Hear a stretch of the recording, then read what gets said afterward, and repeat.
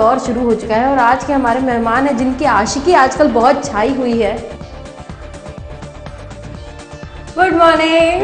हाय, क्या हाल है? बढ़िया, हम आ गए हैं। कैसे हैं आप शक्ति? एकदम बढ़िया। आप लोग कैसे हैं? कम। हाय।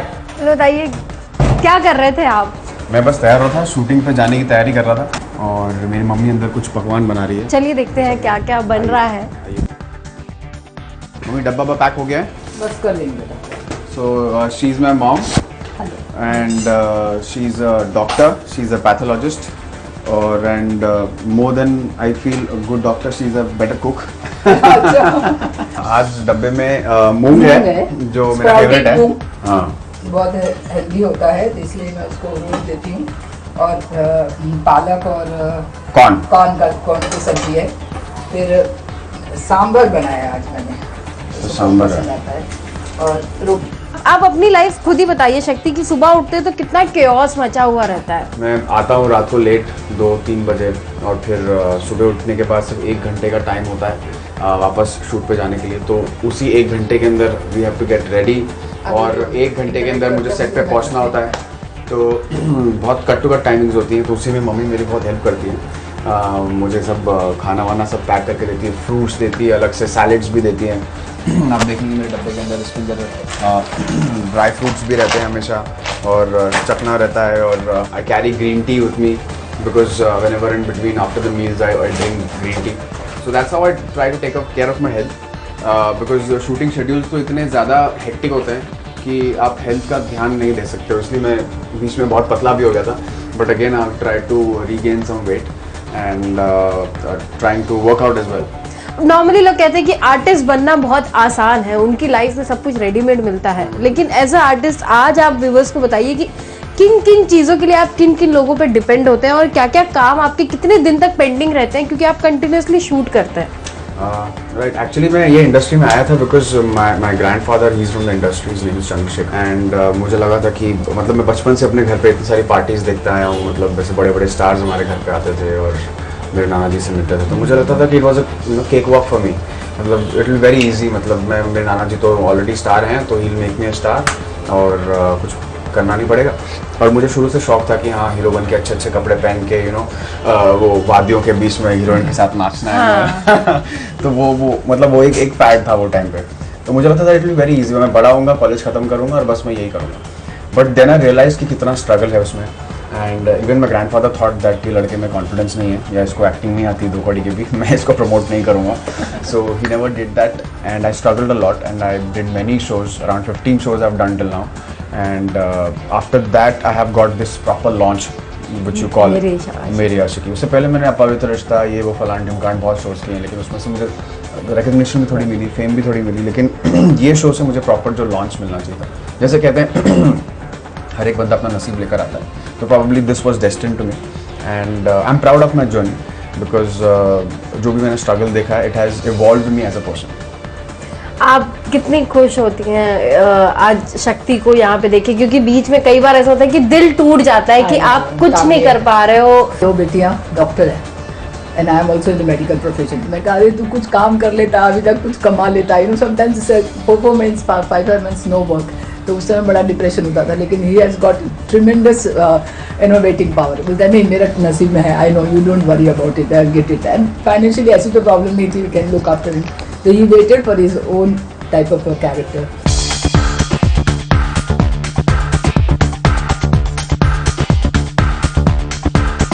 क्या क्या खाना पसंद करते हैं नॉर्मली? नाश्ते में मैं मोस्टली ओट्स खाता हूँ, ओट्स और साथ में मिल्क। और मुझे उसका टेस्ट बहुत बोरिंग लगता है, तो इसलिए मैं 2-3 बिस्किट्स ऐड कर देता हूँ उसके अंदर, तो मुझे थोड़ा सा वो हैवी लगता है और फिलिंग भी होता है। So mostly I eat that, अगर बहुत कम इमीडिएटली उठने के बाद अगर मुझे खाना हो तो। अदरवाइज अगर कुछ गैप हो 2-3 घंटे का, तो I eat anything whatever my mom थोड़ा हैवी। सो अभी नूडल्स हैं, सो लेट्स अटैक।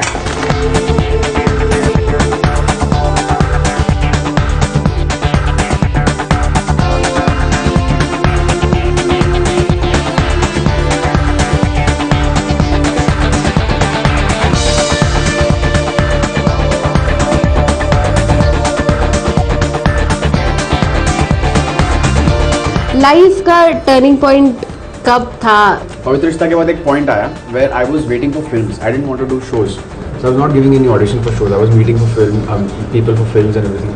बट वहाँ पे भी कुछ मटेरियलाइज हुआ भी तो नथिंग, यू नो, ऐसा कुछ सब्सटैंशियल नहीं मिला जहाँ पे मुझे ऐसा फील हो कि हाँ ये मेरा लॉन्च हो सकता है. तो then I again start concentrating on shows and I decided कि मुझे चाहिए तो मुझे लीड चाहिए, नहीं तो मैं घर बैठूंगा. उससे पहले आपकी वीरा में भी आने की बात हो रही राइट, वीरा में भी मतलब दिन शूटिंग पर भी गया था. हाँ, हम लोग मिले थे. राइट. तो मैं उस दिन बीमार भी था एंड उसके अगले दिन मुझे बहुत स्ट्रांगली मीजल्स हो गए. So I had to quit the show. And जब मुझे कॉल आया बालाजी से तो मतलब मैंने बोला कि यार मुझे ना बालाजी का शो मिलना चाहिए और कोई कलर्स का अगर कोई शो होगा तो मतलब it will be very good for me, मतलब for my career.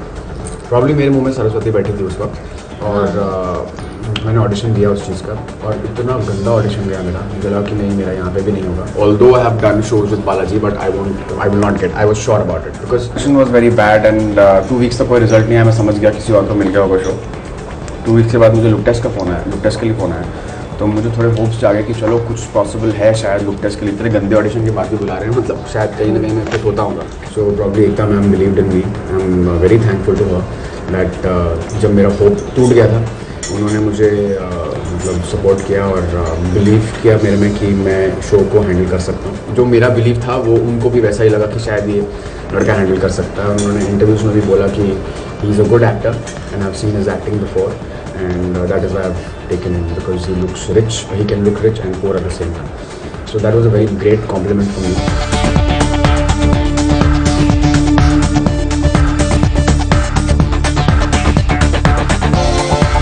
This is my room. यहाँ पे बहुत ज़बरदस्त लाइट आती है और अमेजिंग व्यू भी है यहाँ से.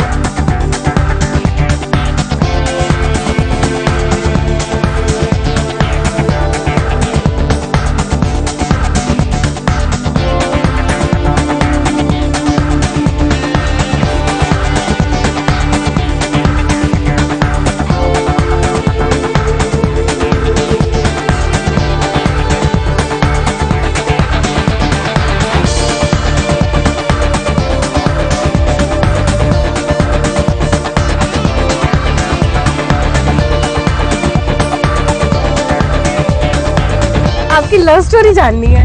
कौन सी, मेरी और नेहा की? हाँ.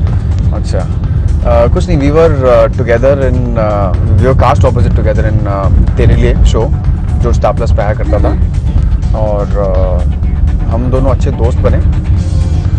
हमारे बीच में एक अच्छी केमिस्ट्री थी और हमारे सीन्स जब आते थे तो लोगों को हमारी केमिस्ट्री इतनी अच्छी लगती थी कि उनको लगता था कि हमारा अफेयर चल रहा है. बट वैसा कुछ भी नहीं था हमारे बीच में. शो के 2 साल बाद भी हम लोग मतलब वी वर फ्रेंड्स ओनली. हम लोग का ग्रुप सेम था फ्रेंड्स का, साथ में हैंग आउट करते थे, मूवीज़ वगैरह, शॉपिंग वगैरह, कहीं पे भी कुछ भी जाना होगा साथ में करते थे. बट कभी भी वो लव वाला एंगल था ही नहीं हमारे बीच में, था ही नहीं. तो मैं भी एक ऑलरेडी एक आई वाज मतलब involve with somebody else and so I couldn't think of any other girl. But later on वो कुछ materialize नहीं हुआ पहले वाला relationship. तो then we started meeting more often क्योंकि फिर वो एक ही friendship थी, वो एक था जहाँ support मुझे मिलता था. हाँ, जिससे अच्छी जमती थी. जमती थी. कर सकते थे. Right. तो उसके बाद फिर मुझे लगा कि यार she is a decent girl and संस्कारी बहू बन सकती है. हाँ, बन सकती है. कई खबरें उड़ती आ रही थी कि शादी कर ली है, साथ में रहते हैं. ये खबरों को कितना आप क्या सफाई देना चाहेंगे? हाँ, मैंने एक्चुअली 1-2 कई वीडियो भी देखे हैं जहाँ पे किसी ने लिखा है कि Shakti Arora and Neha Saxena and Shakti Arora's wife Neha Saxena joint interview and all. तो आई वाज स्टन्ड कि ये कैसे, मतलब कहाँ से क्या डाल दिया लोगों ने. पर इसमें बिल्कुल भी सच्चाई नहीं है. हाँ, we were planning to get married this year itself before the show.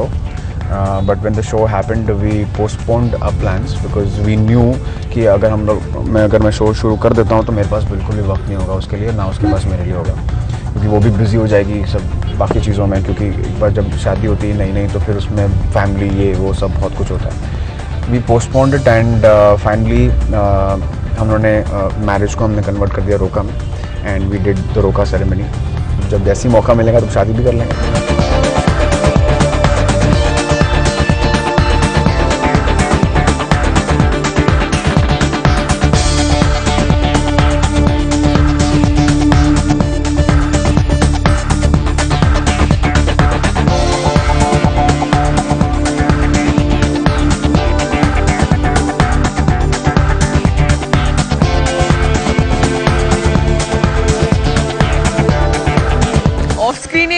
Exactly opposite है रणवीर का।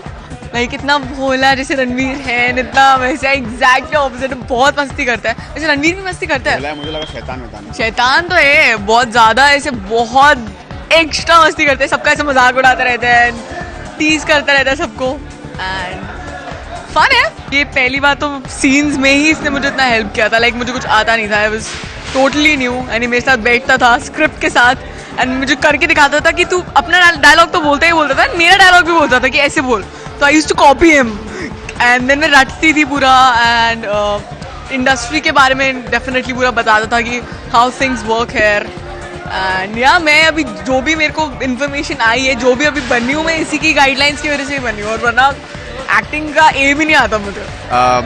मैंने देखा कि चिराग ने काफ़ी बॉडी बना ली है और वो ईशानी को पटाया जा रहा है, तो मुझे थोड़ा टेंशन हो गया। मैंने सोचा कि मैं भी थोड़ा वर्कआउट करना शुरू करूँ, क्योंकि मुझे सब लोगों ने गाली देना शुरू कर दिया था कि मैं बहुत पतला हो गया हूँ, स्क्रीन पे बहुत पतला लग रहा हूँ, हैंगर लग रहा हूँ। या मैं मोटी लग रही हाँ, मेरी वजह से ये हेल्दी लग रही थी, तो इस वजह से इसने भी थोड़ा वर्कआउट करना शुरू कर दिया है, मैंने भी वर्कआउट करना शुरू कर दिया है, और यहाँ पे कुछ मैं डंबल्स और प्लेट्स सब लेकर आया हूँ, ताकि मैं जब भी मुझे in between the shorts time मिले, मैं जाकर वर्कआउट कर सकूँ, थोड़ी बॉडी पंप कर सकूँ।